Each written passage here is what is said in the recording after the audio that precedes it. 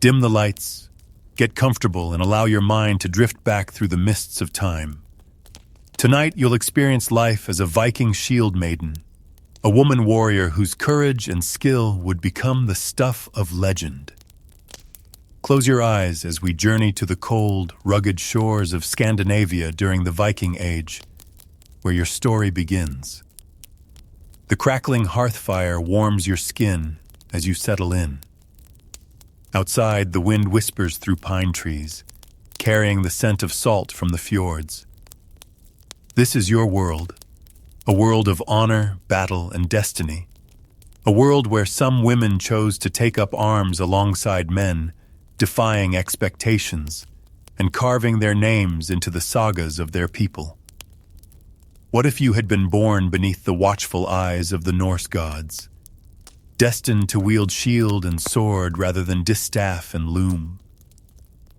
What if your name was meant to be spoken with both fear and reverence around distant hearth fires? Tonight, that is your story. As your breathing slows and your body relaxes, imagine the life that could have been yours. A life of extraordinary challenge and remarkable freedom, where the boundaries between traditional roles blur beneath the northern lights. A life where your strength would be tested against the harshest elements and the fiercest warriors. Let the gentle rhythm of this tale carry you towards sleep as we begin your journey as a Viking shield maiden. From your first breath in a smoke-filled longhouse to your final battle cry that echoes through eternity, this is your saga. The first sound you hear is the deep, resonant chant of the Volva, the seeress who attends your birth on a bitter winter night in the Norse year of 863. Outside, snow blankets the settlement, and the wind howls like wolves at the door of the longhouse. Inside, the air is thick with wood smoke and the sharp scent of herbs. Mugwort and juniper burn to ward off evil spirits during your difficult delivery. Your mother lies on a bed of furs, her face gleaming with sweat despite the winter chill. She is Sigrid, daughter of Thorvald, known throughout the settlement for her fierce spirit and skill with a bow. Your father, Bjorn Ironside, stands nearby, his massive frame silhouetted against the firelight, his hand gripping a spear as if enemies might burst through the door at any moment. He has prayed to Frigg and Freya for your safe arrival, though in truth he had hoped for a son. When you finally emerge into the world, your first cry is strong, a warrior's cry that silences the longhouse. The midwife lifts you up, your tiny body slick and red in the firelight. "A girl," she announces, and there's a moment of silence before your father steps forward. The Volva's eyes widen as she takes you in her gnarled hands. "This one," she whispers, her voice cracking with age. "This one bears the mark of the Valkyries." She points to a birthmark on your shoulder, shaped, she claims, like Gungnir, Odin's spear. She will not sit at the loom. She will stand in the shield wall. Your father's disappointment at having a daughter transforms into something like wonder. He takes you in his battle-scarred hands, surprisingly gentle as he lifts you toward the smoke hole in the roof, presenting you to the gods. The northern lights shimmer above, green and purple curtains dancing across the night sky. An omen, the elders later say, of a life that will burn bright and fierce. "I name you," your father declares, his voice carrying through the longhouse, "after my mother, who once fought alongside my father and saved his life in battle." That night, as you nurse at your mother's breast, the settlement celebrates your arrival with mead and tales of great warriors, both men and women, who have brought honor to your clan. Your mother strokes your head and whispers promises of the life ahead. Not the life of spinning and weaving that awaits most girls, but one of sword songs and shield walls, if that is what you choose. Outside, the snow continues to fall, blanketing the world in silence. Inside, the fire burns low, casting long shadows across the carved wooden posts of the Longhouse. You sleep, tiny fingers curled into fists, unaware that your fate has already begun to take shape, like a blade on a grindstone, sparking against the stone of destiny. Your earliest memories are of warmth and movement, the crackling hearth at the center of your family's longhouse, the gentle rocking of your cradle made from a shield your father took in battle, and the constant bustle of daily life in your coastal settlement. The Longhouse is a world unto itself, with its high, smoke-blackened rafters and earthen floor packed hard by generations of footsteps. By the time you can walk steadily on your own 2 feet, you're already learning the rhythms of Viking life. Your days follow the sun and seasons rather than any marked hours. You wake with the household at dawn, the air inside the Longhouse thick with the smell of sleep and wood smoke.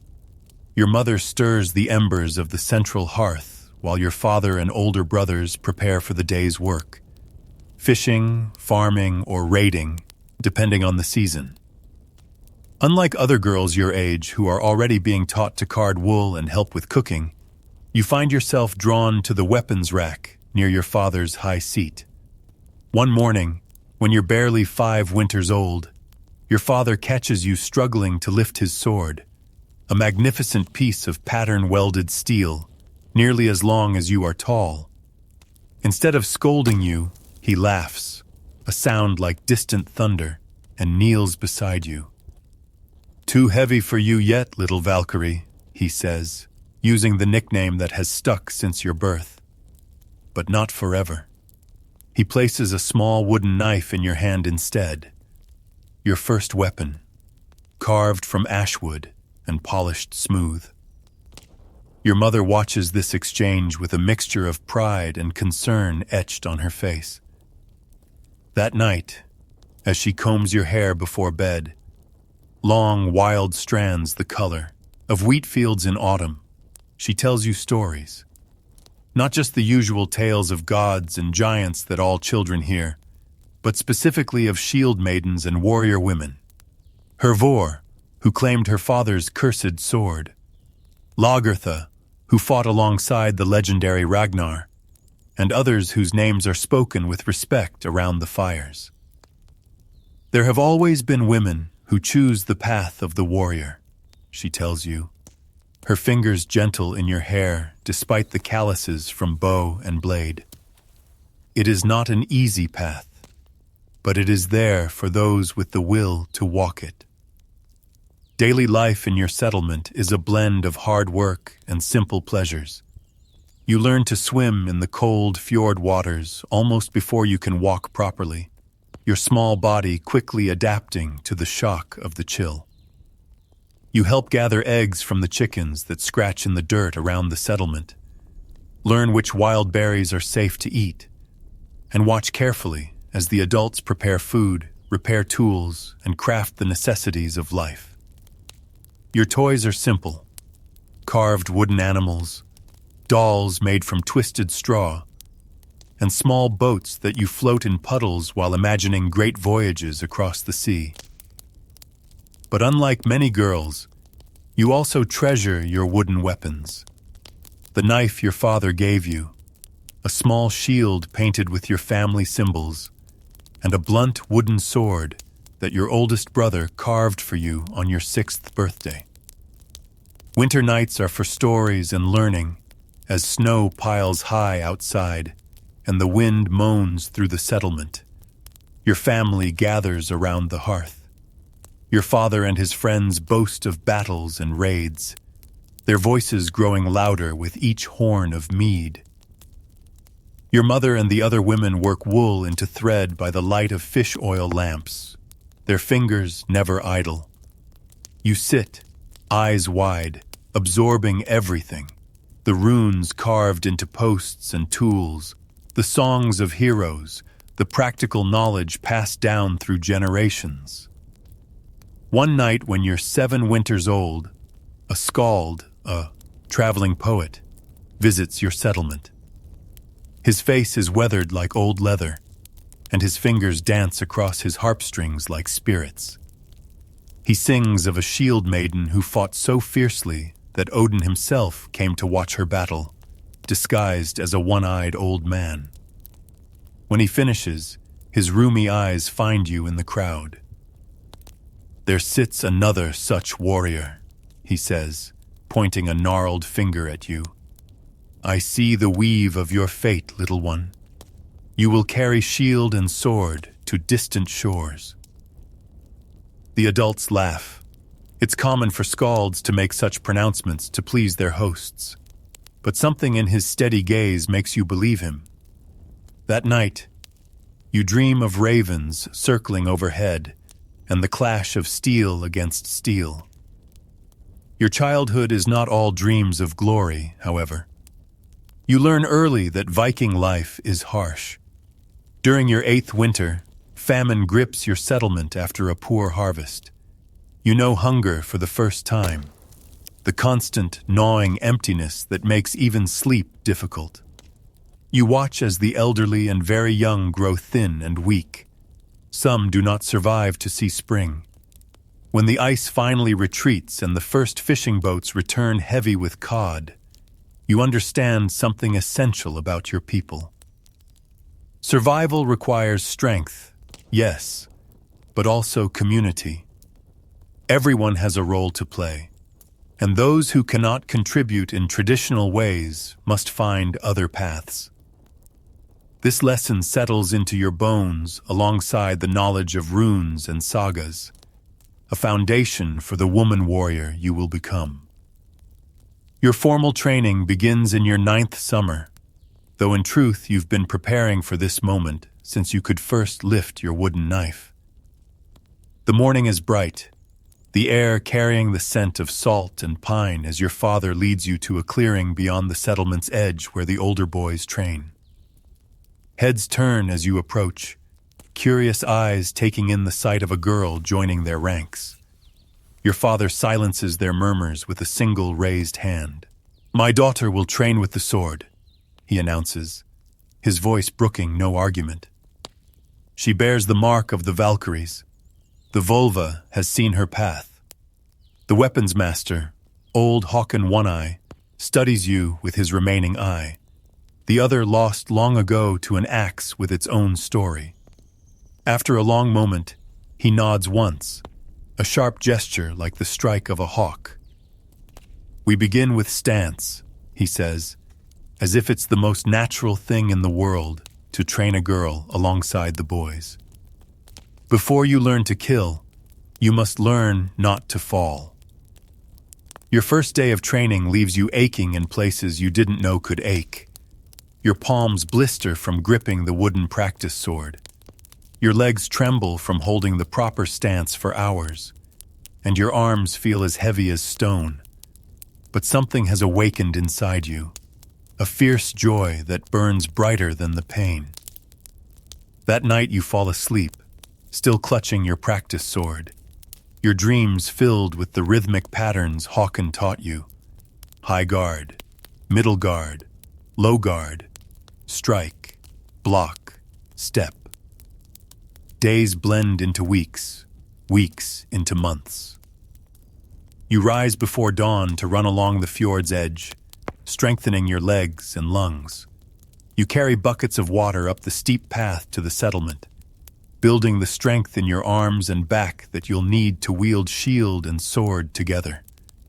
You learn to fall without injury, to roll and rise in one fluid motion, to stand your ground against opponents larger than yourself. Not everyone approves of your path. Some of the women click their tongues disapprovingly when you pass, your hair wild and your knees dirty from training. "She'll never find a husband," they whisper, not quietly enough. "What man wants a wife who thinks herself a warrior?" Your mother hears these whispers too. One evening, as she helps tend to your blistered hands with a salve of beeswax and herbs. She speaks of her own choice. "I chose to be a wife and mother," she tells you, her fingers gentle on your calloused palms. "But I never set aside my bow. In the raid 3 winters before your birth, I stood on the palisade and sent 5 Saxons to their deaths. Your father respects my skill as I respect his. Remember this, a shield maiden chooses her own path in all things." By your 11th winter, you've outgrown your first practice sword. Håkon presents you with a new one, heavier and longer, sized for your growing frame. "You're ready," he says, the closest thing to praise he ever offers. Your training expands beyond the sword. You learn the axe, both the heavy bearded axe for shield breaking and the lighter throwing axe that can fell an enemy at a distance. You practice with spear and knife, with shield and sayax. Each weapon becomes an extension of your body, a tool with its purpose and rhythm. The most difficult lesson comes on a crisp autumn day when Håkon blindfolds you. "In the chaos of battle," he says, tying the cloth tight around your eyes, "you may lose your sight to blood or smoke. Your ears and skin must become your eyes." He circles you slowly. The only sound is breathing and the soft crunch of leaves beneath his feet. Then, without warning, he strikes, a light tap with his practice sword against your ribs. "Dead," he says flatly. Again and again he kills you, until frustration burns hot in your chest. But slowly you begin to sense him, the subtle shift in air pressure before a strike, the whisper of leather against leather as he moves. By sunset, you've blocked 3 of his attacks in succession. When he removes your blindfold, the fading light reveals something new in his weathered face: respect. Your training isn't limited to weapons. You learn to read the weather from the clouds and wind, to navigate by stars, to identify medicinal plants that might save your life on campaign. You memorize the sagas of great warriors, for as Håkon says, "A warrior who doesn't know history is doomed to die from old mistakes." The boys who once snickered at your presence now regard you with cautious respect.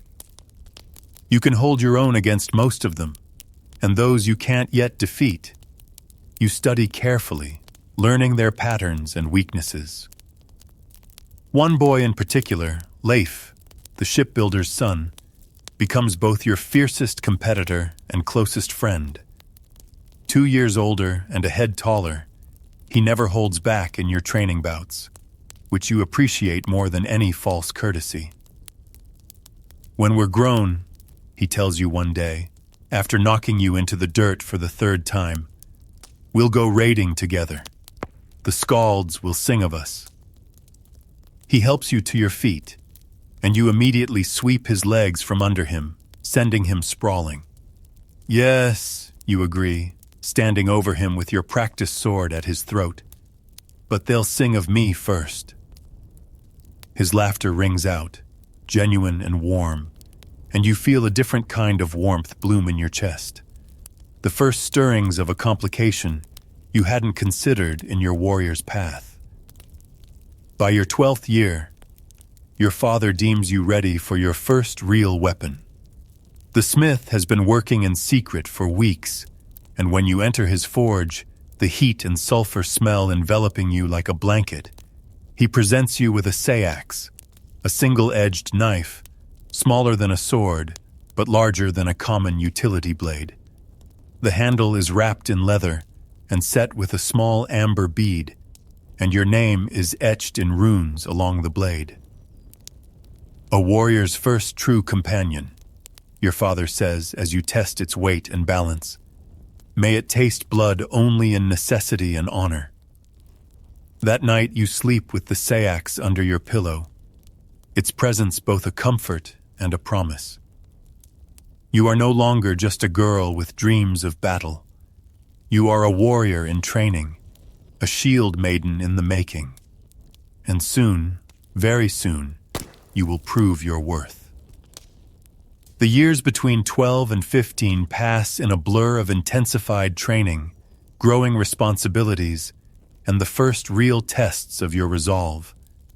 Your body changes, growing stronger, but also curving in ways that sometimes feel at odds with your chosen path. While other girls your age begin to focus more on domestic skills in preparation for marriage, you divide your time between necessary household tasks and rigorous combat training.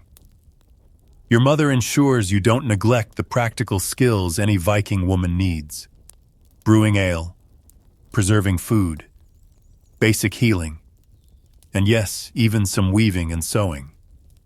A shield maiden who cannot mend her own gear is at the mercy of others. She reminds you when you grumble about sitting still for such tasks. You come to appreciate these quieter moments as opportunities to rest your battle-weary muscles while keeping your hands productive. Your first blood comes during a training session with Leaf, now 17 and nearly a man grown. The monthly bleeding begins unexpectedly, staining your trousers as you spar. When you notice, heat rises to your face, not from shame of the natural process, but from the fear that the others might now see you as less of a warrior. Leif notices your distraction and lands a blow that sends you sprawling. As the other boys laugh, he helps you up and whispers, "My mother says Freya's blood makes women stronger, not weaker. Don't let them see your doubt." His words, surprisingly wise, stay with you. As your mother later explains the cloths and herbs you'll use during your monthly time, the goddess has blessed you with the power to create life, she tells you. That same power gives you strength to take life when necessary. At 14, you experience your first real raid, though not as a participant.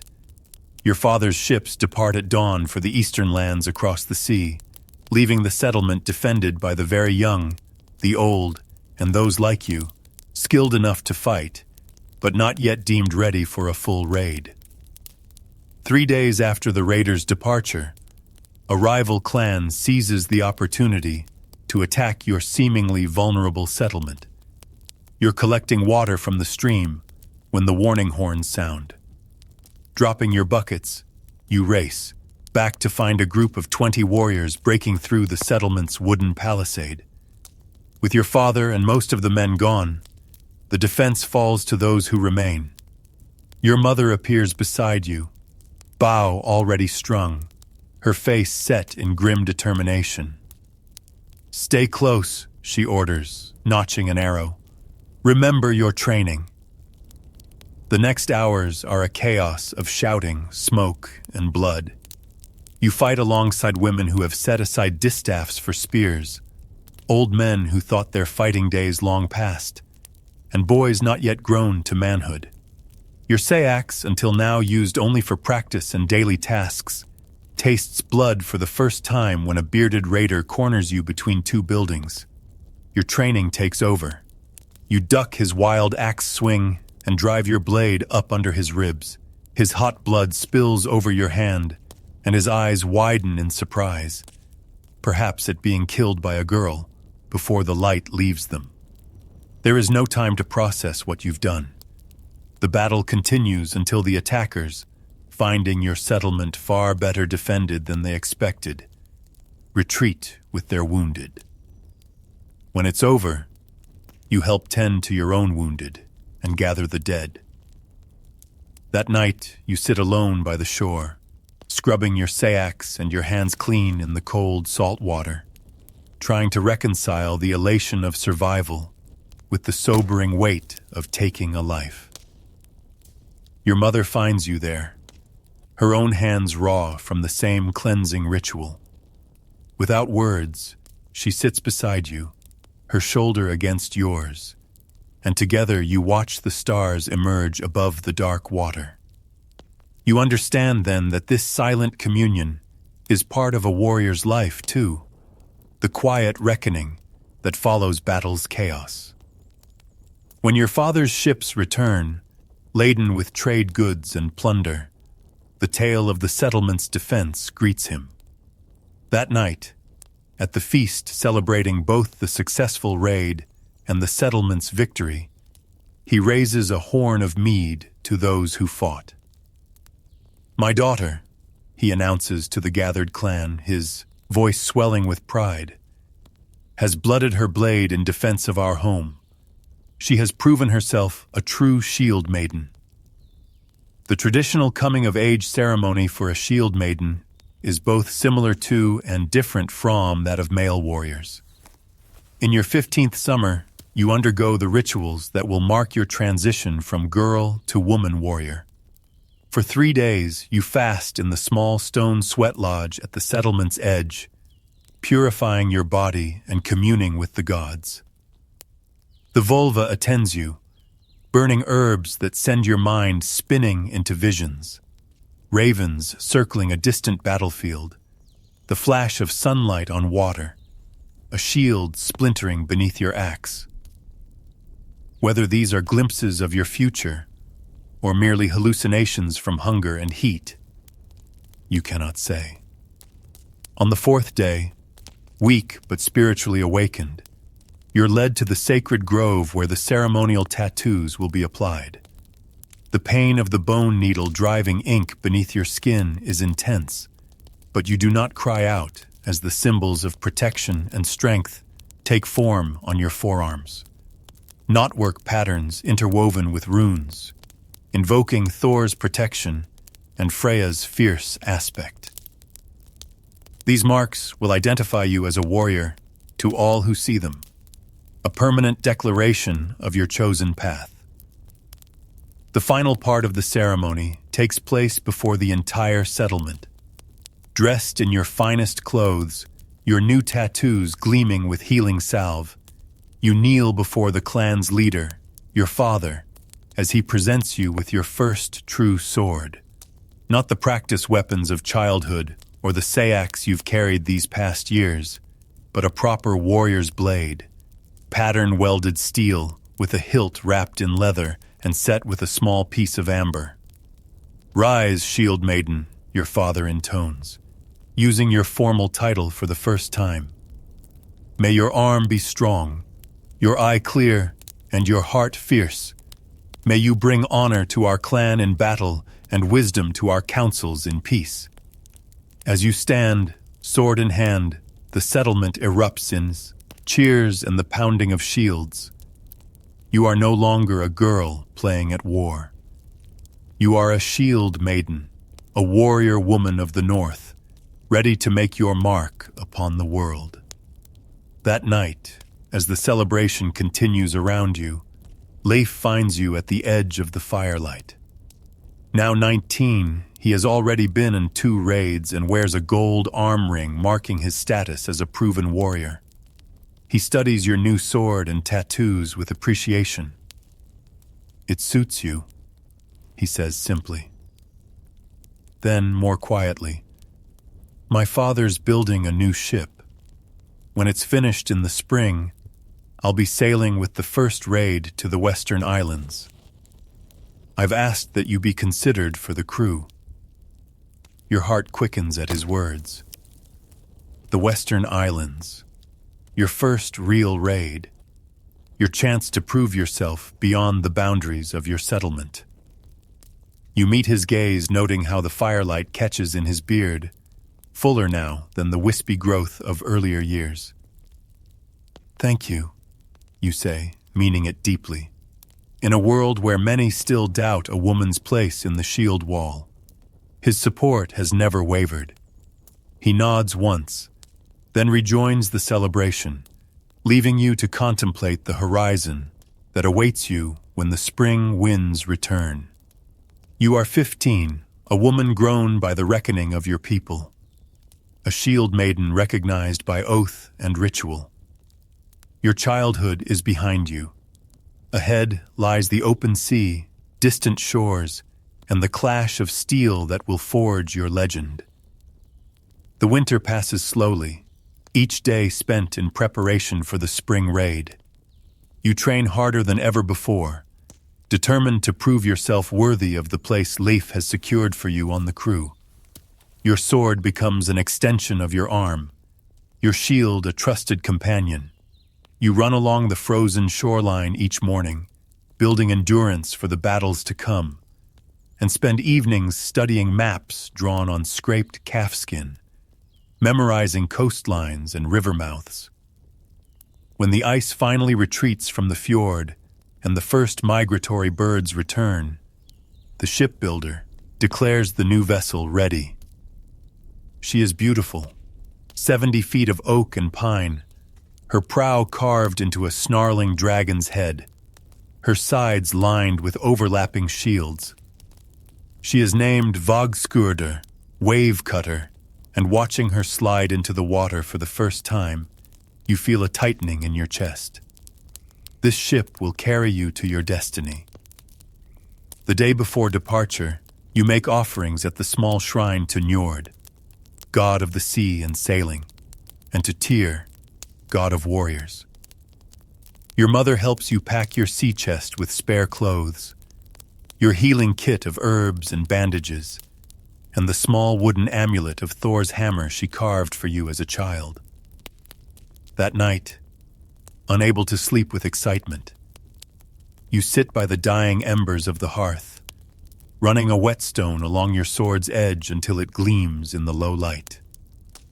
Dawn breaks clear and cold on the day of departure. The settlement gathers at the shore as 40 warriors prepare to board.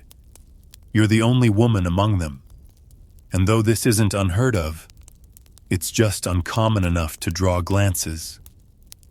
Some are skeptical, others curious, but none dare question your right to be there after your father's formal recognition of your status. You wear your hair braided tightly against your head, practical for battle and seafaring. Your armor is leather reinforced with iron plates across vital areas, lighter than a full mail shirt, but offering decent protection while allowing the mobility your fighting style requires. Your sword hangs at your hip, your shield slung across your back, and a throwing axe tucked into your belt. The weight of these weapons, once so foreign, now feels as natural as your own limbs. The shipmaster, a weathered veteran named Gunnar Widebeard, eyes you critically as you approach the gangplank. "You'll pull your weight like any other," he growls. "Seasickness or woman's troubles won't excuse you from rowing or fighting." "I wouldn't expect otherwise," you reply, meeting his gaze steadily. Something like approval flickers across his face before he turns away, bellowing orders to the rest of the crew. You find your assigned place on the rowing bench next to Leif, who grins at you with undisguised excitement. "Ready to make the scalds earn their meed?" he asks, nudging your shoulder with his. Before you can answer, the command comes to cast off. Oars dip into the dark water, and Vogskurder glides away from shore, the rhythmic drumbeat setting the pace for your strokes. You don't look back at the diminishing figures on the shore. Your gaze is fixed forward toward the open sea and the adventure beyond. The first days at sea are a harsh education. Your muscles scream from the unaccustomed labor of rowing for hours. Salt spray stings your eyes and chaps your lips.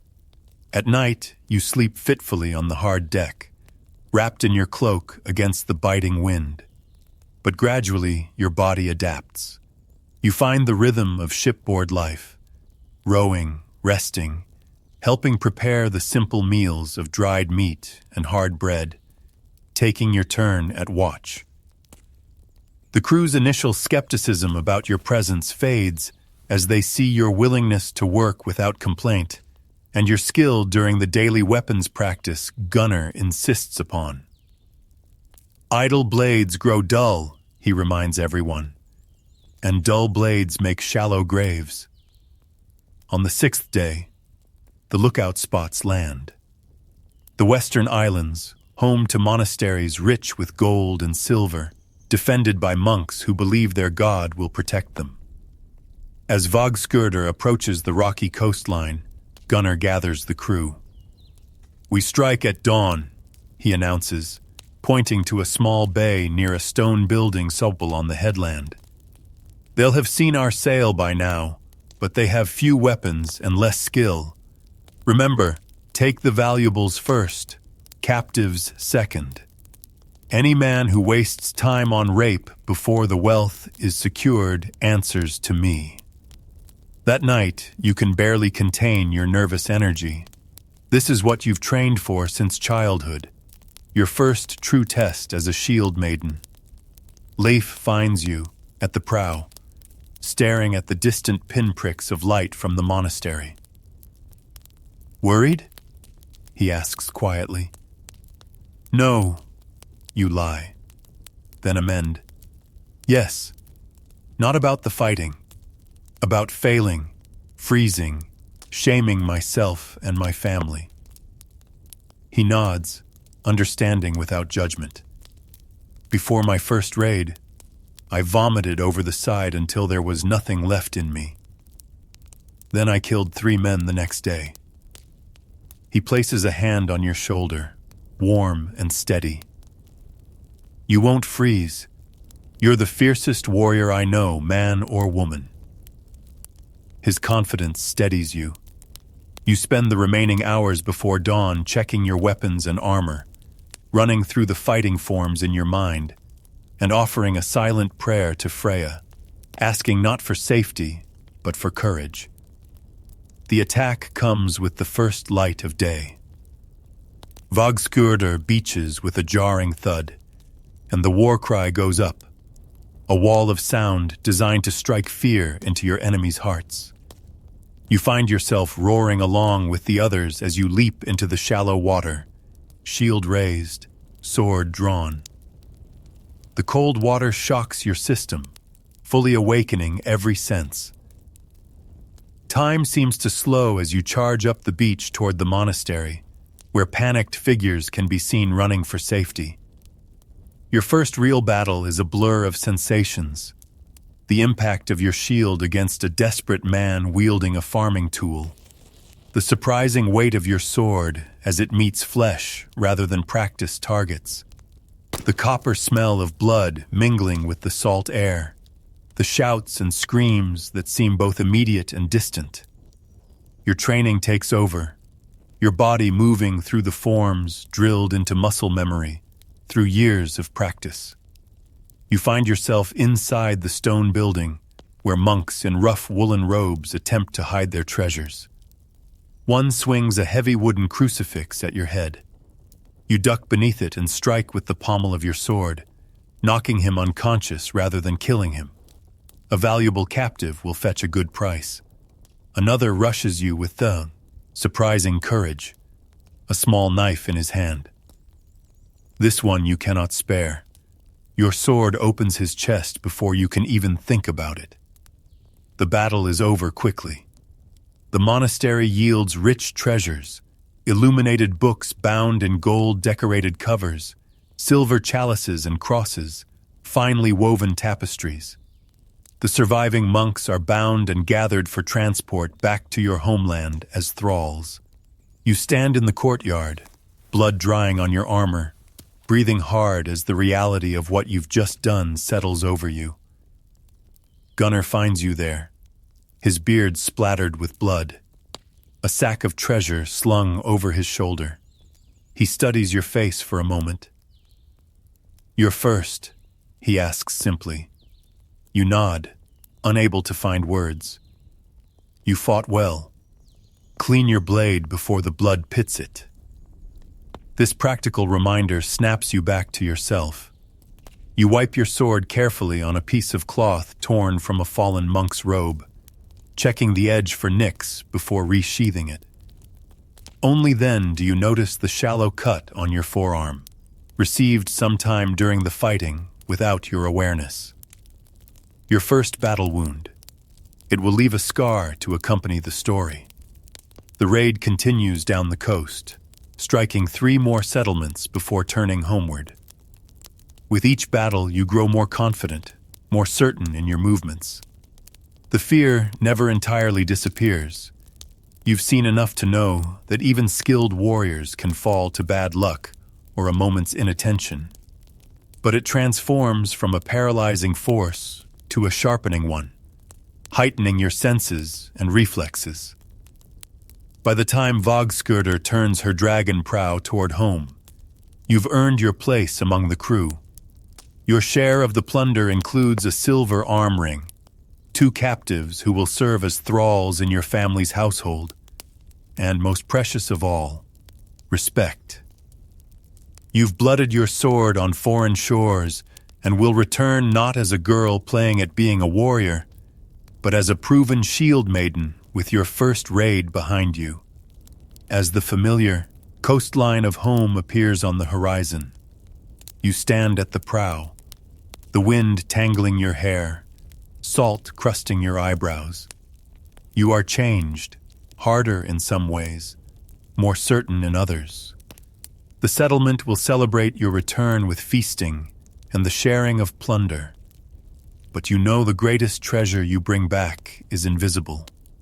The knowledge that you have walked the path of your choosing and found yourself equal to its challenges. The Shield Maiden saga continues, and now your name will be among those mentioned when tales are told around winter fires. This is just the beginning. The years following your first raid bring a swift ascension in status and skill.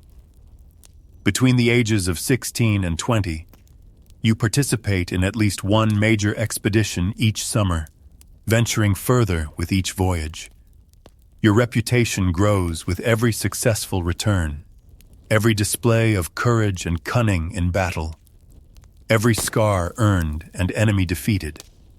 Your fighting style evolves into something distinctly your own. Where many warriors rely on brute strength, you develop techniques that use your opponent's force against them. You become known for your lightning-fast strikes, your ability to find gaps in even the most heavily armored foe, and your uncanny talent for remaining standing when others fall. In the shield wall, that crucial formation where warriors lock shields to create an impenetrable line, you prove yourself as steady as any man, despite your smaller stature. It's during a raid on a Frankish coastal town in your 18th summer that you earn your battle name. The fighting has pushed inland, away from the ships, when a mounted contingent of Frankish soldiers appears, threatening to cut off your raiding party from their escape route. While others hesitate, you sprint forward alone, directly toward the charging horses. The Franks, expecting you to flee like your companions, are unprepared when you slide beneath the led horse, hamstringing it with your sword as you pass. The beast crashes, down, throwing its armored rider. In the confusion that follows, your fellow Vikings rally and drive back the Frankish forces.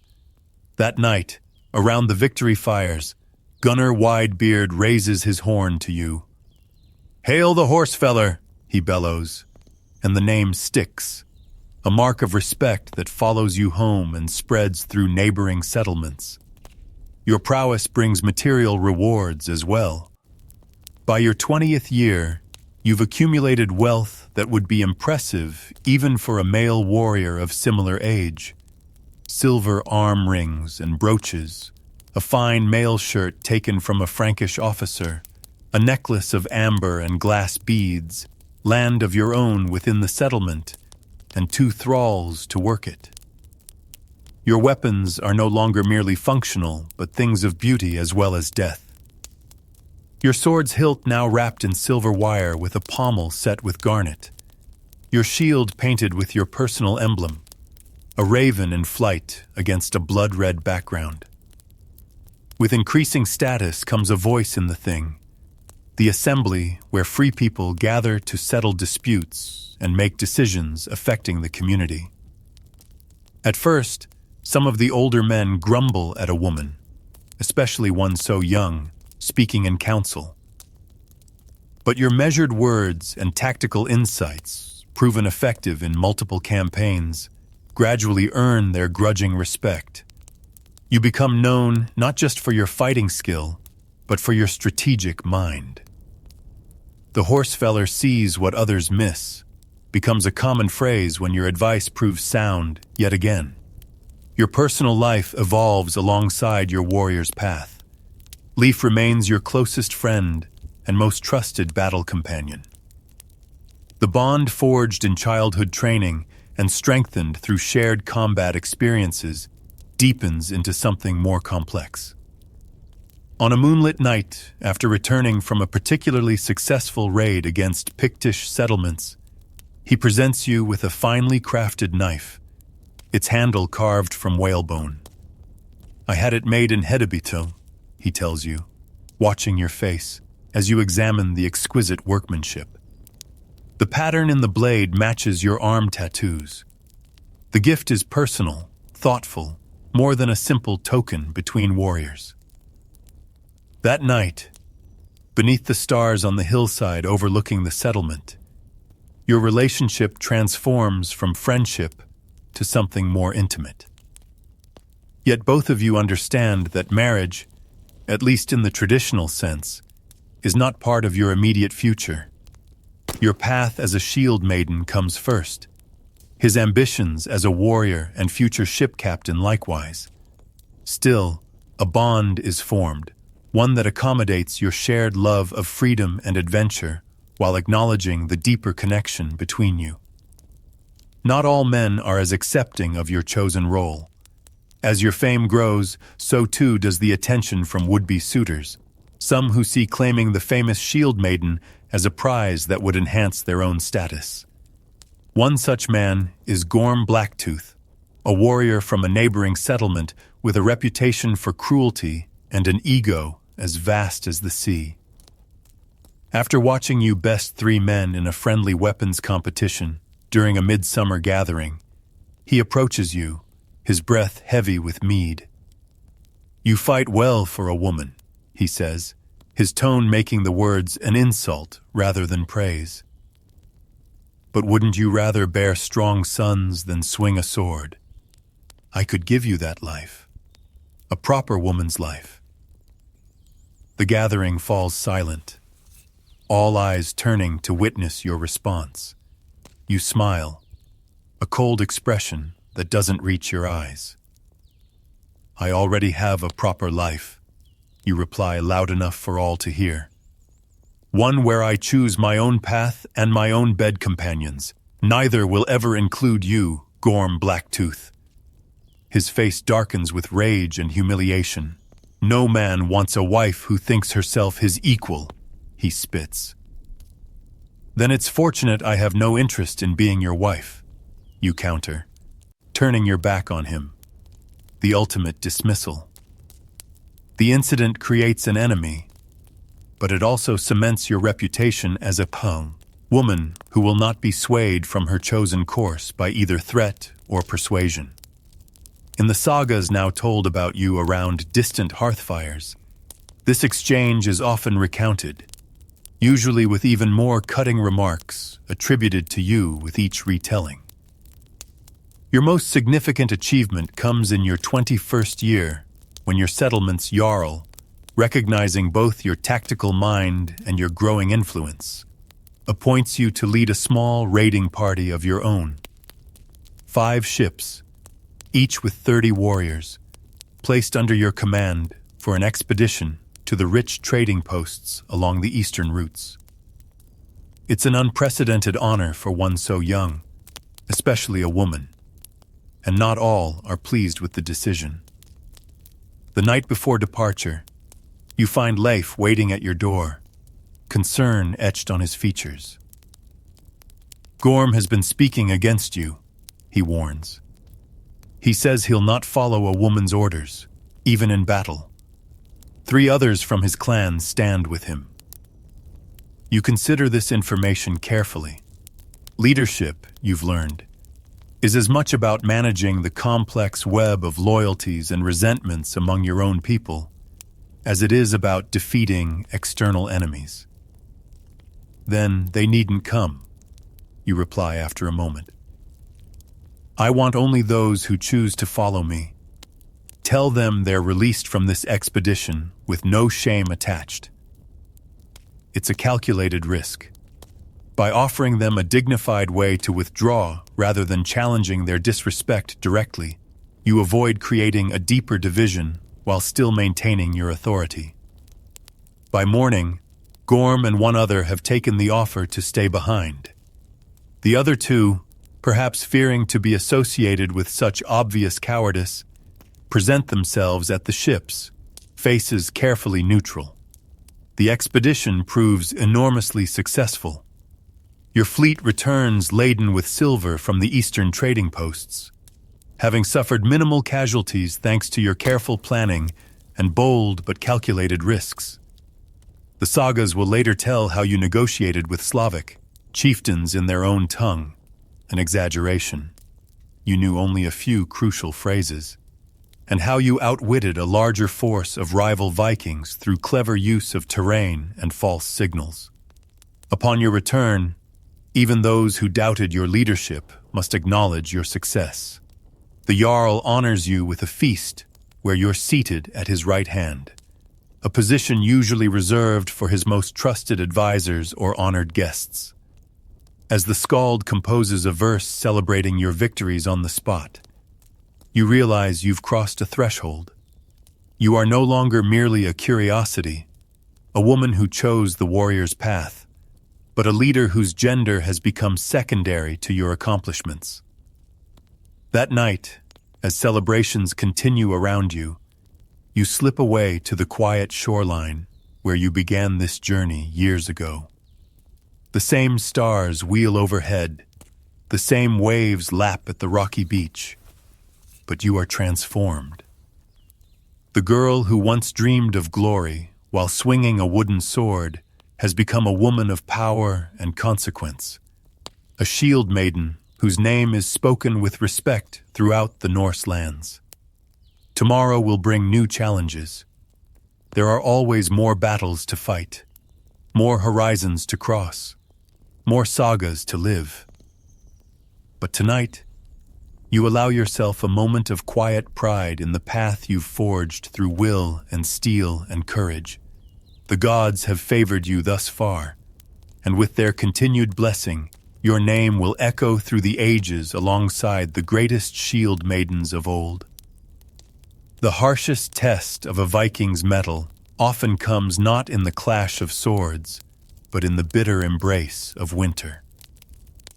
As your 22nd winter approaches, unusual omens appear, ravens gathering in unprecedented numbers, livestock behaving strangely, and most telling of all, squirrels frantically gathering more nuts than anyone can remember seeing before. The elders predict a winter of exceptional severity, and preparations begin with urgent intensity. You've known many winters, but leadership brings new responsibilities. The success of your eastern expedition has cemented your position as one of the settlement's most respected figures. Now, alongside other leaders, you must ensure your people's survival through the coming months of cold and darkness. The first snows fall earlier than anyone can remember, blanketing the settlement before the last of the harvest is complete. You organize expeditions into the forests, leading hunting parties through increasingly treacherous conditions. Your tracking skills, honed through years of pursuing both game and human enemies, prove invaluable as you follow the trails of deer and elk through snow-laden woods. On one such hunt, you spend 3 days tracking a massive elk through a blinding snowstorm, finally bringing it down with a perfectly placed spear thrust. The meat from this single beast will feed several families for weeks, and you return to the settlement, pulling the carcass on a makeshift sled, your clothing frozen stiff, your face wind-burned but triumphant. As the days grow shorter and the nights longer, life contracts to the interiors of longhouses. Your own dwelling, built with the wealth from your raids, is smaller than the Great Hall, but still spacious enough to house you, your two thralls, and occasionally Leif, whose own family's longhouse is overcrowded. The central hearth burns constantly, though fuel must be carefully rationed. Smoke fills the upper reaches of the space before finding its way out through the hole in the roof, leaving everything and everyone smelling perpetually of wood smoke. Daily survival becomes a constant battle against the elements. Each morning, you must dig through snowdrifts that sometimes reach the eaves of buildings. Water freezes in buckets overnight. Livestock must be tended in their shelters, precious feed distributed with careful calculation to ensure it lasts until spring. You establish a rotation for these duties, ensuring the burden is shared equally among all able-bodied members of the community. The physical challenges of winter are matched by psychological ones. Confined together in close quarters for months, people's tempers fray. Minor irritations grow into festering resentments. As a leader, you find yourself mediating disputes as often as you once swung your sword in battle. Fighting among ourselves only helps the winter kill us, you remind two men ready to come to blows over a perceived slight. Save your strength for enemies who threaten us all. To combat the creeping despair that winter brings, you organize activities to keep minds and hands occupied. Weapons are maintained to gleaming perfection. Hunting tools are crafted and repaired. The women teach you more advanced techniques for working wool and flax, skills you once disdained but now recognize as essential knowledge for any leader who must understand all aspects of survival. In return, you instruct interested women in basic defense techniques, how to wield a knife effectively, how to use household implements as weapons if raiders should come while the warriors are away. Storytelling becomes the primary entertainment during the long, dark evenings. Gathered around the hearth fires, people share sagas of gods and heroes, tales of ancestors and personal exploits. You contribute your own stories of battles and distant lands, carefully balancing truth with artful embellishment, as any good storyteller must. Children listen wide-eyed as you describe the towering stone buildings of Frankish towns or the exotic goods seen in eastern markets. Midwinter brings the darkest days and the most important celebration, Yule. Despite the hardships, your settlement prepares to honor the gods and ensure their favor for the coming year. You personally lead the hunt for the great Yule boar, tracking it through forests so silent and still they seem enchanted. The successful hunt is seen as a good omen, and the massive beast becomes the centerpiece of the feast. The celebration lasts for 3 days with sacrifices to the gods, excessive consumption of food and drink saved specifically for this occasion, and solemn oaths sworn over sacred rings and weapons. You make your own oath, promising Odin a special sacrifice if he grants your people survival through this brutal winter. It's during these Yule celebrations that you notice something concerning. The settlement's food stores are depleting faster than anticipated. Careful inventory reveals that even with strict rationing, supplies may not last until spring. As one of the leaders, you must make difficult decisions. We must send some of our people to the coastal settlements, you announce at the council meeting. The fishing will be dangerous in winter seas, but starvation is a certainty if we remain as we are. Your proposal meets resistance. Traveling through deep snow to the coastal villages will be perilous, and there's no guarantee those settlements have food to spare. But you hold firm, volunteering to lead the expedition yourself.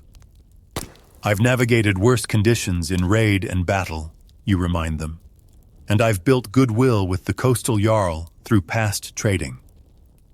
With 10 volunteers, including Leif, who refuses to let you face such danger alone, you set out after Yule.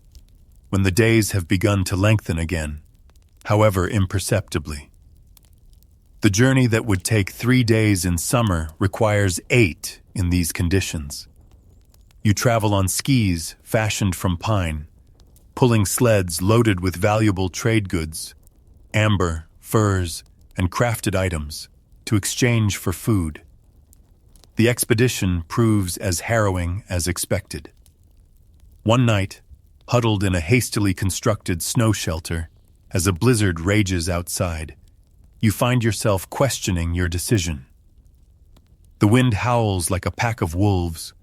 The cold seeps through furs and woolen clothing to chill your very bones, and you wonder if you've led your companions to their deaths. Leaf seems to sense your doubt. In the dim light of your small oil lamp, he reaches for your hand. "We would have died anyway if we'd stayed," he says simply. "At least this way we die trying." His pragmatism, so typically Norse, steadies you. By morning the storm has passed, and though one of your party suffers frostbite that will claim 2 of his toes, you press on. The coastal settlement, when you finally reach it, initially seems reluctant to part with precious winter stores. But your reputation precedes you, and the Jarl, a shrewd older woman who has held power for nearly 2 decades, agrees to trade after you offer a particularly fine silver arm ring from your personal treasures. "The horsefeller's word is known to be good," she says, studying you with keen eyes, "and we may need allies before winter's end." You return to your settlement with sleds laden with dried fish, seal meat, and whale blubber, enough to supplement your dwindling supplies until spring. Your successful mission further cements your status as not just a warrior, but a provider and protector of your people. As winter slowly releases its grip, your settlement has suffered. 3 elders and 2 infants have not survived the season, but compared to the devastation reported from other communities, you fared remarkably well. Your leadership during this crisis earns you a different kind of respect than battle prowess alone could provide. When the first green shoots push through the melting snow and migratory birds return to the fjords, the settlement holds a Thanksgiving feast for those who guided them through the killing cold. Your name is among those honored, and as mead flows freely for the first time in months, you reflect on how the warrior's path has led you to this unexpected role. Not just a taker of life in battle, but a preserver of it through the hardest season. The lessons of winter will serve you well in campaigns to come. You've learned that sometimes the greatest victories are not won through strength of arms, but through foresight, determination, and the will to endure when all seems darkest. These are the qualities of not just a shield maiden, but a true leader of your people. Your 23rd summer brings an unexpected challenge, one that cannot be overcome with sword or shield. As your fame spreads throughout the Norse lands, you become not just a warrior of renown, but a valuable political asset. Marriage proposals begin to arrive from jarls and chieftains of neighboring regions, each seeking to forge an alliance with your settlement through bonds of matrimony with its famous shield maiden. The first such offer comes from Håkon the Red, jarl of a prosperous settlement 3 days' sail to the north. His emissaries arrive bearing lavish gifts: silver, amber, finely woven cloth, and a magnificent sword with a hilt of walrus ivory. They present these to your father, as tradition dictates, though everyone understands that you, with your status and independence, will make your own decision. Jarl Håkon offers 30 pieces of silver as bride price, the lead emissary announces formally in the Great Hall.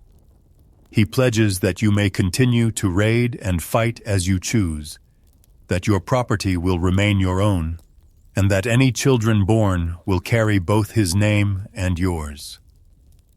It's a generous offer, one that acknowledges your unique position as a shield maiden rather than attempting to confine you to traditional wifely duties. Your father looks to you, his expression carefully neutral, though you can read the calculation in his eyes. An alliance with Haakon's settlement would bring significant advantages in trade and mutual defense. Tell Jarl Haakon I am honored by his interest, you reply diplomatically. I will consider his proposal alongside my other obligations to my people. It's neither acceptance nor rejection. A warrior knows when to delay a decisive engagement until conditions are more favorable. The emissaries seem satisfied with this response and depart with promises to return for your answer after the raiding season.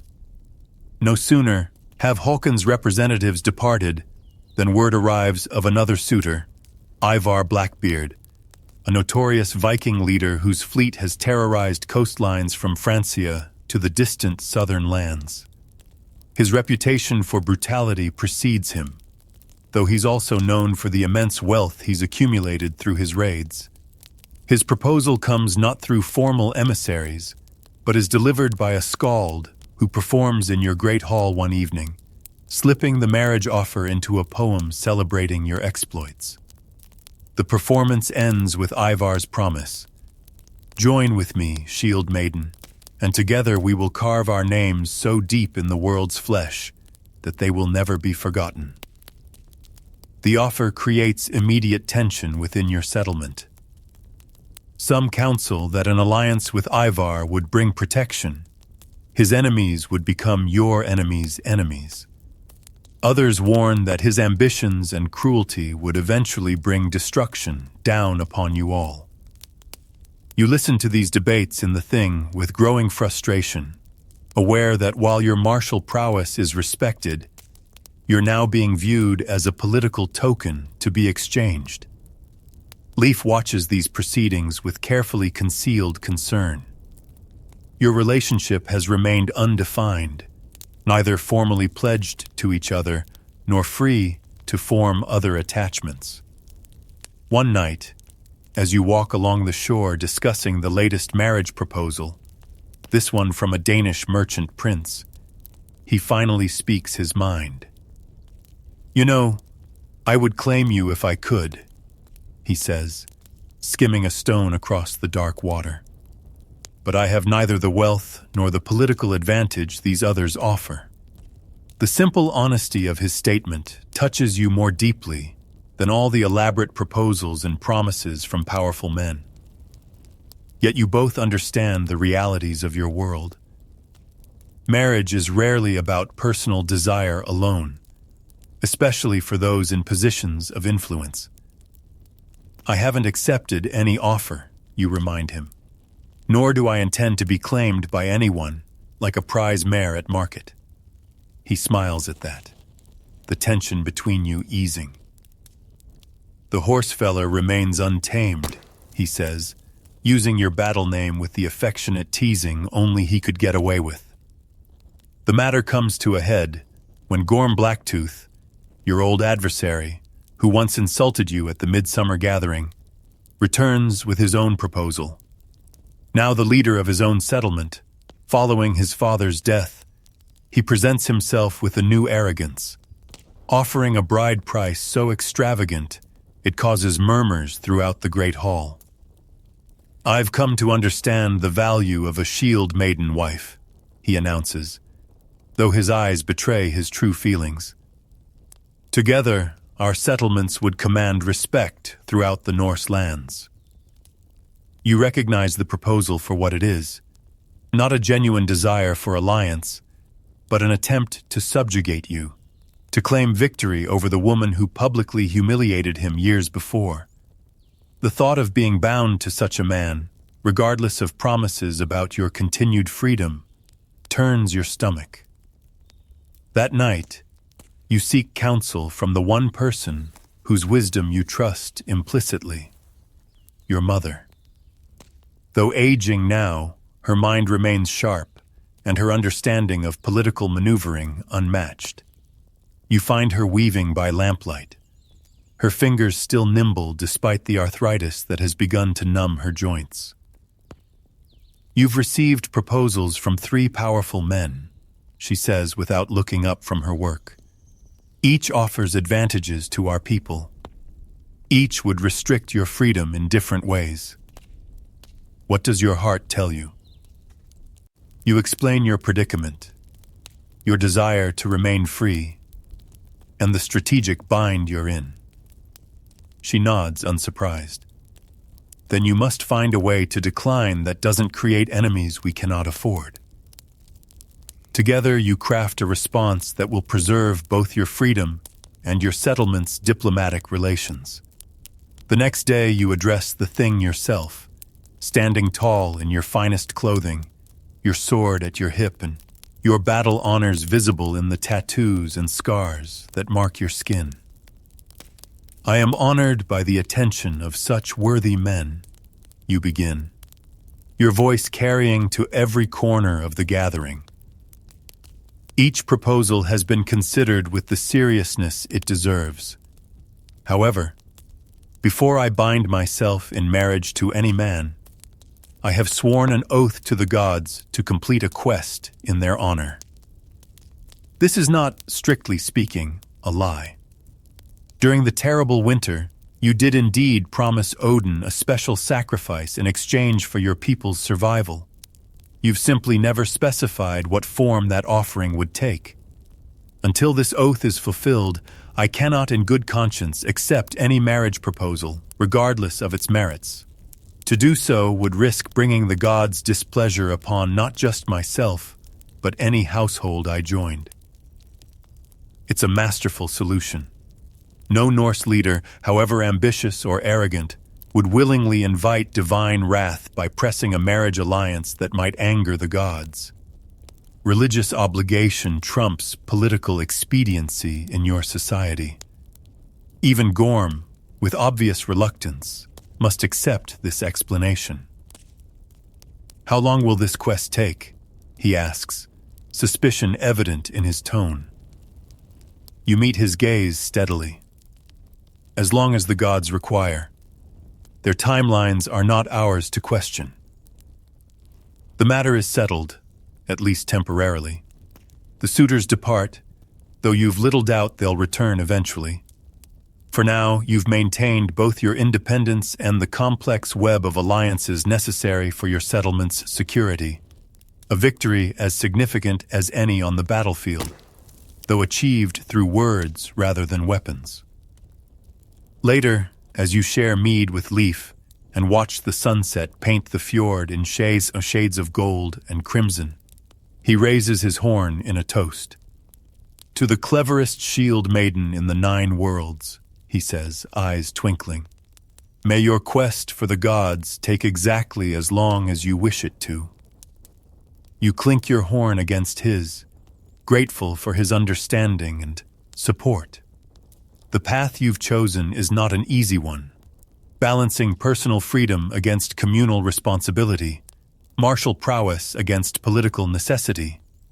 But it is yours, forged through your own strength and will, and you'll defend it as fiercely as any territory won in battle. The marriage proposals have made one thing clear. You are no longer simply a warrior who happens to be a woman. You are a political force, a symbol, a potential alliance embodied in human form. How you navigate this new battlefield will determine not just your own fate, but potentially that of your entire people. It's a responsibility as heavy as mail and as sharp as steel, but one you're increasingly prepared to bear. Your 25th year brings the conflict that will define your generation, a massive struggle between rival alliances of Norse settlements that historians will later call the Fjord War.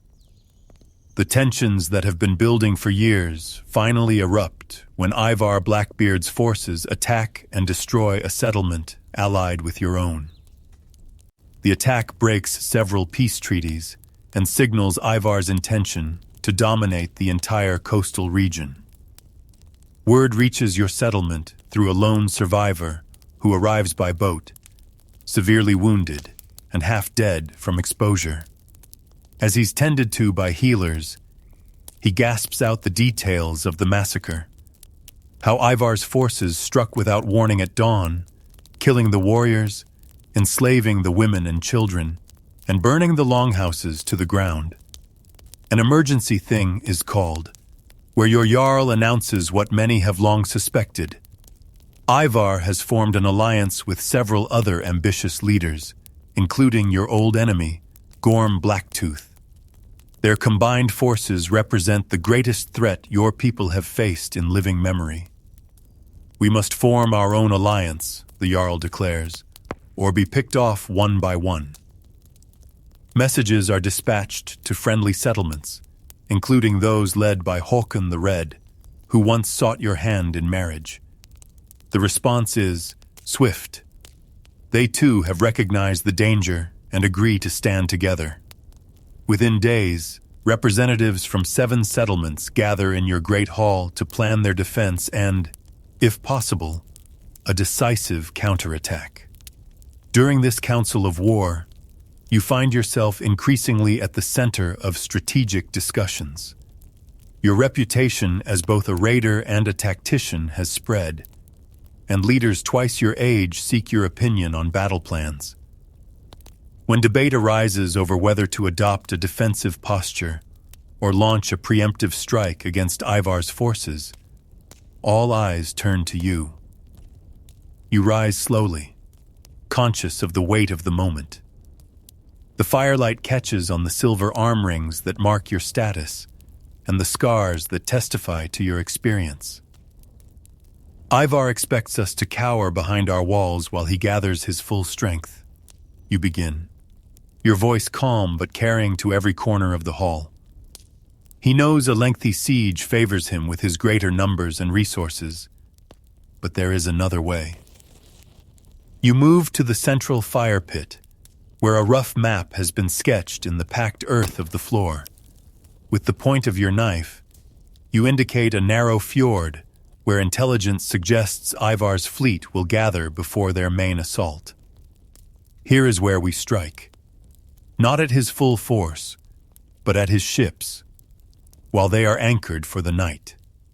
Without their fleet, his alliance fragments. Coastal raiders without ships are just men with axes, easily isolated and defeated. The boldness of the plan causes murmurs around the hall. It's risky, a night attack by sea against a superior force, but the potential reward is enormous. After intense debate, the Allied leaders agree to your strategy with one condition. You must help lead the attack yourself. The Horsefeller conceived this plan, Håkon the Red declares, using your battle name. Let the Horsefeller see it executed.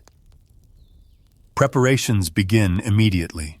Every available ship is made ready, 14 in total, a formidable fleet, but still smaller than Ivar's reported 20 vessels.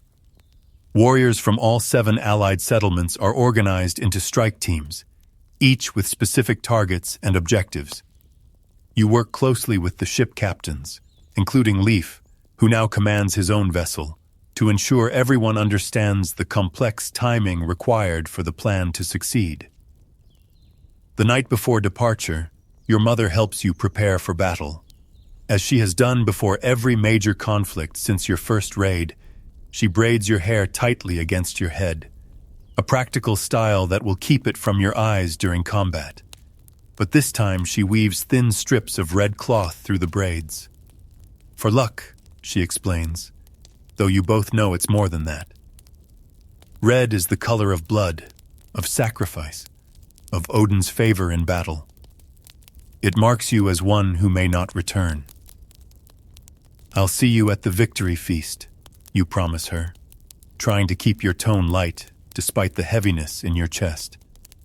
You've never faced a battle of this magnitude before. You will, she agrees firmly. The Norns haven't finished weaving your thread yet. Dawn finds your fleet slipping quietly from the harbor, oars muffled with cloth to reduce noise. You stand at the prow of the lead ship, your armor gleaming dully in the early light. Beneath your mail shirt, You wear a padded tunic embroidered with protective runes. Your sword, the one that has tasted blood on 3 continents, hangs at your hip. Your shield, freshly painted with your raven emblem, rests against your leg.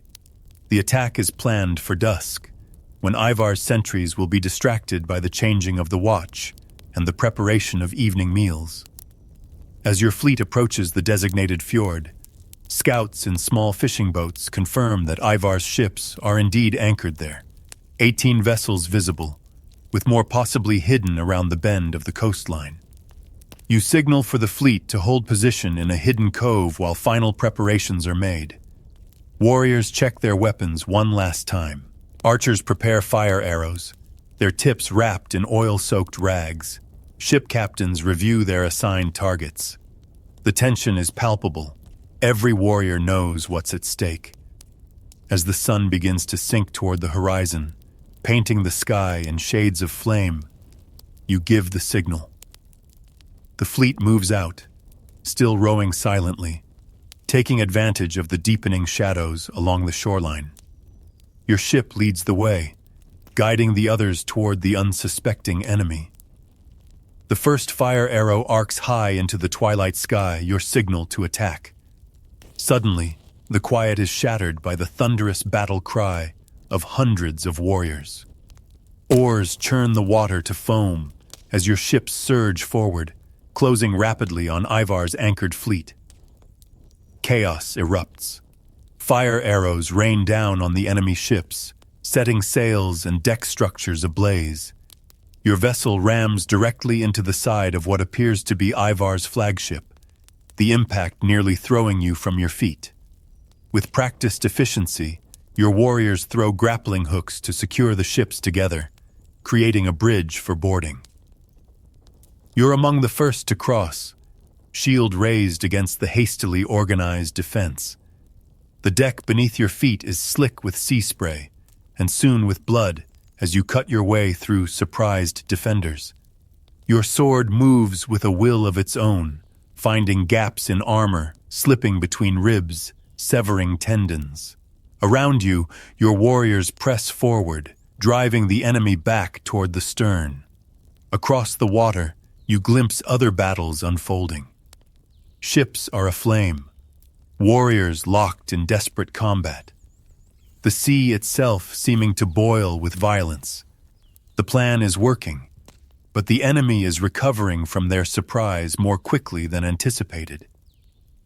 Ivar's men are experienced raiders themselves, and they fight with the ferocity of cornered wolves.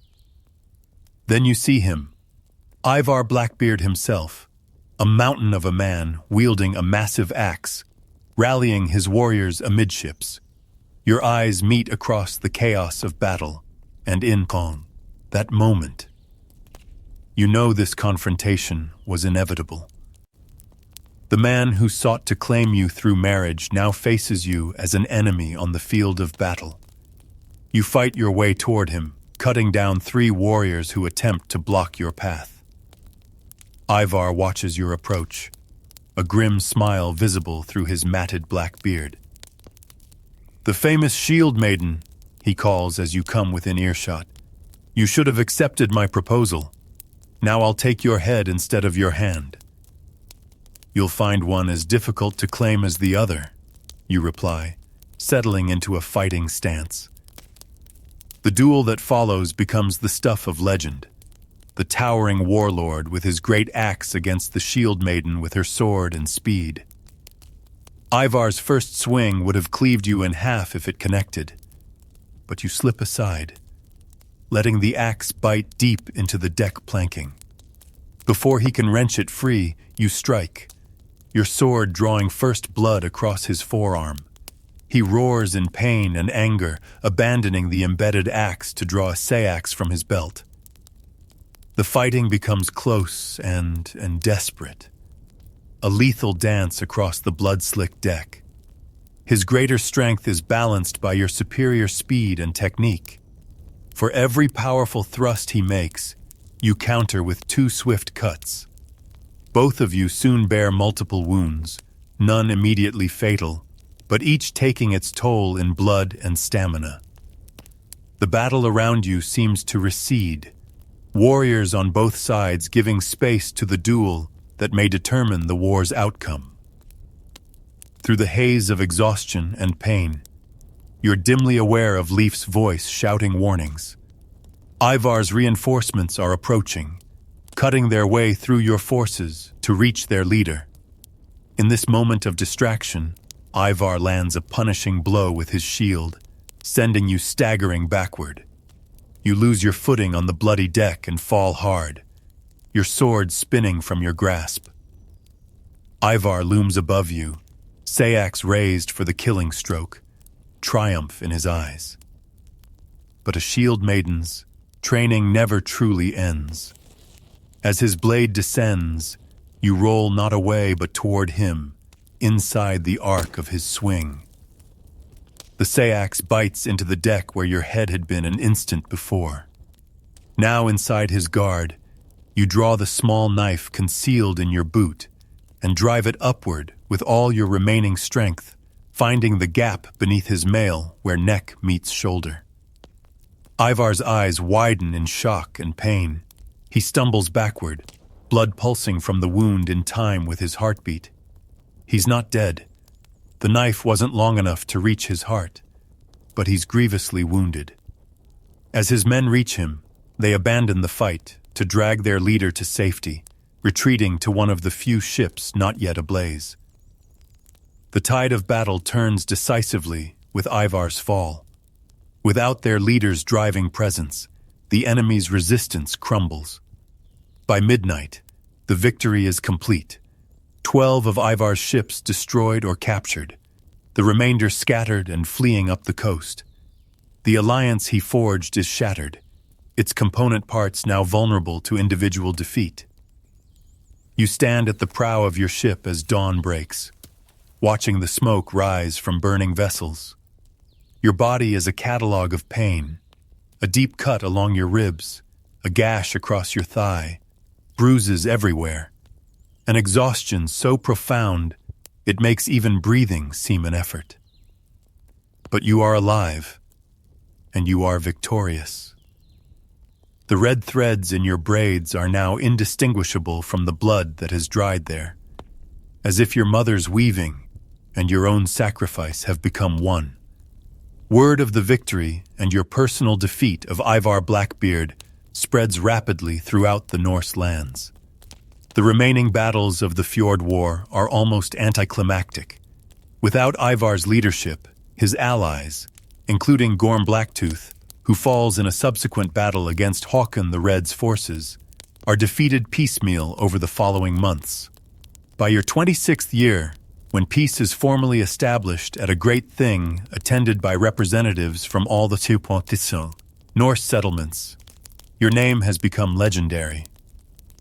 Skalds compose elaborate verses about your duel with Ivar, each version more dramatic than the last. Children play at being you in mock battles. Young women from traditional families begin to request training with weapons, inspired by your example. The scars you carry from the Fjord War are both physical and spiritual reminders of how close you came to death and of the lives you took and saved. But they are also badges of honor, marks of a shield maiden who faced the greatest test of her time and emerged victorious. Your saga, already remarkable, has now secured its place in the history of your people. The decades that follow the Fjord War transform you from a living warrior into a living legend. As you move through your 30s and into your 40s, your direct participation in raids gradually decreases, not from any diminishment of skill or courage, but from the evolving nature of your role within Norse society. You become something more than just a shield maiden. You are a symbol, a leader, a bridge between the old ways and the changing world. Your 30th year brings an unexpected development. Håkon the Red, whose respect for you has only grown since the war, proposes a different kind of alliance. Not marriage, but a formal partnership between your settlements. This arrangement, unprecedented in its recognition of a woman's independent authority, establishes you as a jarl in your own right, with lands and warriors sworn directly to you rather than through male kinsmen. The ceremony formalizing this status takes place at midsummer, when representatives from friendly settlements gather to witness your elevation. You stand before the assembled crowd, dressed not in feminine finery, but in your battle gear, polished mail gleaming in the sunlight, your sword at your hip, your shield bearing the raven emblem now recognized throughout the Norse lands. The only concession to the occasion's formality is a circlet of silver set with amber that rests upon your brow, signifying your new rank. "The horsefeller no longer rides with my warriors," Håkon announces, using your battle name with obvious respect. "She leads her own, with my full support and alliance. Let all who value their lives and property remember this." This public declaration serves multiple purposes. It cements the political alliance between your settlements, acknowledges your personal accomplishments, and sends a clear message to potential enemies that you remain a force to be reckoned with. It also, though neither of you explicitly states this, finally puts to rest any lingering possibility of a marriage alliance between you.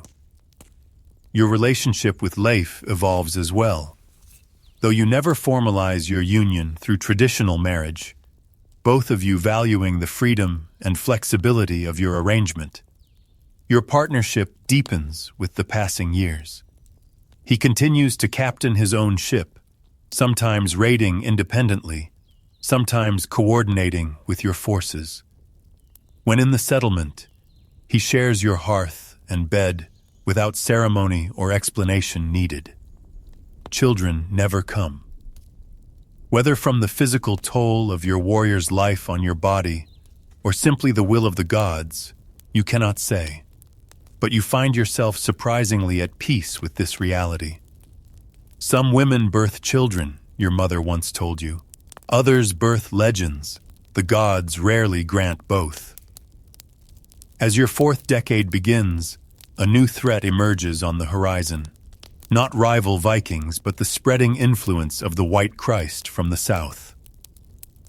Christian missionaries begin appearing in Norse settlements, speaking of a single God who demands exclusive worship and forbids the raiding lifestyle that has sustained your people for generations.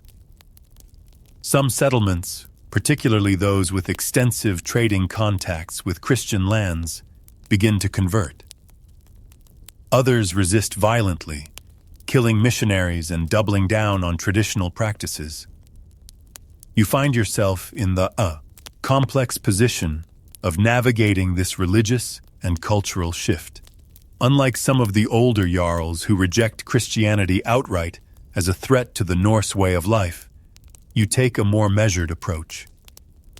Having seen many different peoples and their customs during your raiding years, you understand that survival sometimes requires adaptation.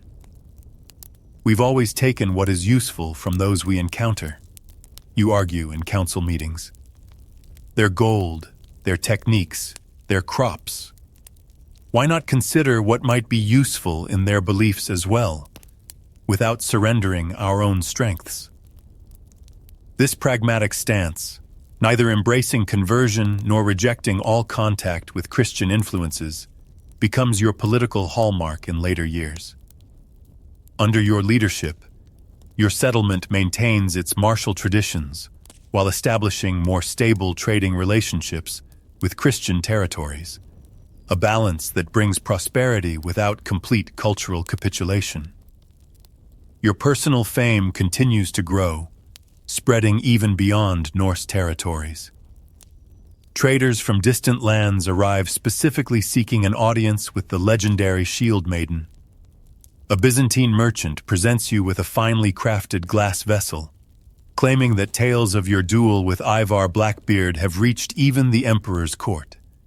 An Irish monk come to preach Christianity but clearly fascinated by Norse customs, requests permission to record your life story, though you decline, preferring to let the skalds maintain your narrative in the traditional way. As you enter your fifth decade, your body begins to show the accumulated toll of your warrior's life. Old wounds ache in cold weather. Your sword arm, while still strong, lacks the lightning speed of your youth. You adapt your fighting style accordingly, relying more on experience and tactical thinking than raw physical prowess. Young warriors still train under your guidance, absorbing not just techniques, but the philosophy that has guided your life. That one's worth comes not from gender or birth, but from courage, skill, and honor. In your 48th year, word reaches you that Ivar Blackbeard has died, not in glorious battle as he would have wished, but from an infection in the wound you gave him decades earlier, which never properly healed despite the efforts of healers from many lands. The news brings complicated emotions, satisfaction that your blow ultimately proved fatal, yet a strange emptiness at the passing of your greatest adversary. You order a blot sacrifice in his honor, acknowledging a worthy enemy in the Norse tradition. May he find his place in Valhalla, you declare, raising a horn of mead. And may he recognize me when my time comes to join the Einherjar. That same year brings another significant change when Leif, returning from what he declares will be his final raid, presents you with an extraordinary gift, a finely crafted runestone already carved with the beginning of your saga, but with space left for future achievements. The stone shows you in your prime, shield raised, sword drawn, with the raven of your emblem soaring above.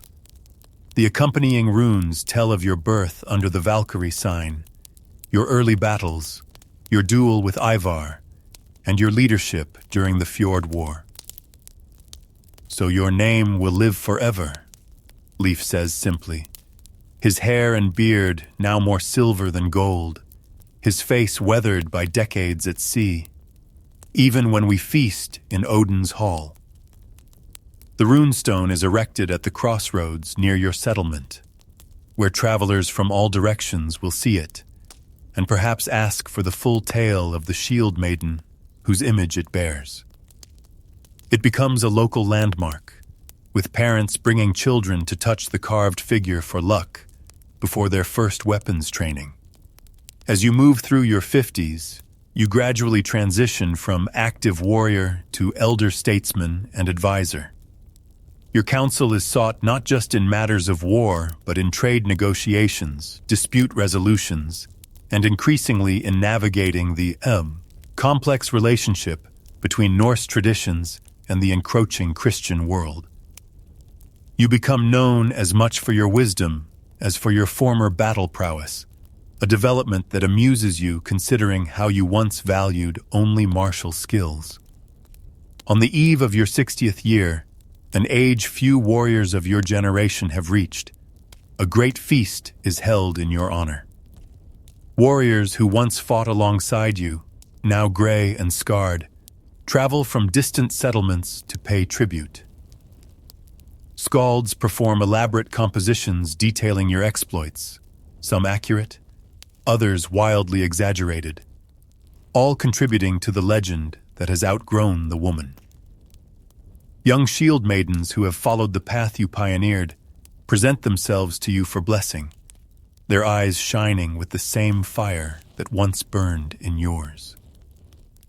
As the celebration reaches its peak, you slip away to the quiet shoreline where your journey began so many decades ago. The same stars wheel overhead, the same waves lap at the rocky beach. But everything else has changed. The world, your people, yourself. You've lived to see your own legend take shape, to hear your deeds recounted as history and myth intertwined. Few warriors are granted such privilege. Leif finds you there, as he has so often at crucial moments in your life. Though age has bent his once straight back and slowed his warrior's stride, his eyes still hold the same steady light that first won your trust in childhood training sessions. Regretting any of it? he asks, lowering himself carefully beside you on a drift log. You consider the question seriously, as has always been your way. The pain sometimes, the losses, never the path. He nods, understanding without need for elaboration. You sit together in comfortable silence, two warriors who have shared a lifetime of battles, both physical and otherwise. The northern lights dance above, green and purple curtains shimmering across the night sky, just as they did on the night of your birth when the Volva claimed you bore the mark of the Valkyries. Whether you will die peacefully in your bed or find one last glorious battle remains for the Norns to decide. But this much is certain. Your saga is secure. Generations hence, when the great Longhouses have fallen, and perhaps even the old gods are forgotten, skalds will still sing of the Shield Maiden who carved her name into history with courage, blade, and an unwavering spirit. Your life, extraordinary in its defiance of boundaries and rich in both struggle and triumph, will echo through the ages, inspiring others to forge their own paths, regardless of the limitations others would place upon them. This is your true legacy, not just the battles won or enemies defeated, but the boundaries broken and the possibilities created for those who follow. In a world that offered women narrow paths, you claimed the open sea and distant horizon as your birthright. And in doing so, you became not just a shield maiden, but a legend whose name will never be forgotten as long as tales are told around fires on cold northern nights. As our journey through your life as a Viking shield maiden draws to a close, imagine yourself in your final years, seated by the hearthfire in your longhouse. The flames cast flickering shadows across walls adorned with shields, weapons, and trophies from a lifetime of adventures. Outside, a new generation trains in the yard, some of them women following the path you blazed decades ago. Your body bears the marks of your extraordinary life, scars from countless battles, tattoos faded with age but still telling their stories of protection and power, joints stiffened from old wounds and the natural progression of time. Your once wheat-colored hair has turned to silver, worn now in simpler braids than the complex warrior styles of your youth. But your eyes remain sharp, missing nothing, and your mind is a treasure house of experience and wisdom sought by jarls and common folk alike. You've witnessed tremendous changes in Typhon, your lifetime. The isolated raids of your youth have given way to more organized trading expeditions. Some Norse settlements have accepted the White Christ, building wooden churches alongside their traditional sacred groves. Others maintain the old ways fiercely, seeing themselves as the last true keepers of the faith of Odin and Thor. Your own settlement has found a middle path, adapting where necessary while honoring the traditions that shaped your people's identity. Leif, your lifelong companion, passed to Valhalla 3 winters ago, not in battle as he might have once wished, but peacefully in his sleep after a day spent teaching his grandnephew to repair a ship's hull. You marked his passing with both traditional rites and your own private grief, feeling his absence like a physical wound that time has softened but never fully healed. Your days now have a different rhythm than the battle-paced existence of your earlier years. You rise with the sun, your movements deliberate as you kindle the morning fire. You supervise the training of young warriors, your critical eye still able to spot a shield held too low or a stance too narrow. You sit in council meetings, and your voice carries the weight of decades of experience. And sometimes you simply watch the sea from the headland, remembering distant shores and the salt spray on your face as your ship cut through unknown waters. Visitors still come from far and wide to meet the legendary Horsefeller, Some are disappointed to find not the fearsome warrior of the sagas, but an aging woman with gnarled hands and a thoughtful expression. Others, the wiser ones, recognize that your greatest strength was never merely physical, but resided in your indomitable will and strategic mind, qualities that age has only refined. Young shield maidens particularly seek your guidance, arriving nervous and eager to hear from the woman who made their own paths possible. To them, you offer neither romantic glorification of battle nor discouragement, but honest counsel. The path of the shield maiden is neither easier nor harder than other women's paths, merely different.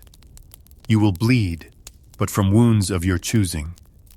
You will serve, but gods and glory rather than only hearth and husband. You will create, but legends rather than only children. Choose with clear eyes, fight with a full heart, and never apologize for claiming your place in the shield wall of life. The runestone leaf commissioned continues to stand at the crossroads, joined now by others that record subsequent chapters of your saga. Your diplomatic achievements, your role in preserving Norse traditions while adapting to changing times, your mentorship of a new generation. Together, they ensure that your name will echo through the ages, your deeds remembered long after your physical form has returned to the earth. As twilight deepens and you prepare for sleep, you reflect on the life you've lived, a life of extraordinary freedom and terrible responsibility, of bloody triumphs and heartbreaking losses, of boundaries shattered and new paths forged. You regret none of it. From that first wooden sword your father placed in your small hands to the legendary blade that now rests across your knees, you have walked the warrior's way with honor and purpose. The hearth fire burns low, casting your shadow large against the wall of your longhouse. Outside, the northern lights dance across the sky, Odin's warriors riding to battle, as your mother once told you. Soon enough, you will join them. But not tonight. Tonight, you are still here. Still the shield maiden. Still the legend in her own time. Still the woman who chose her own fate and carved it into the world with courage and steel. Sleep now with the knowledge that your saga, your life as a Viking shield maiden, will never truly end, as long as people hunger for tales of those who dared to define themselves beyond the boundaries others would impose. In that way, some part of you will always be standing at the prow of a dragon ship, wind in your hair, sword in hand, sailing toward adventure and eternity.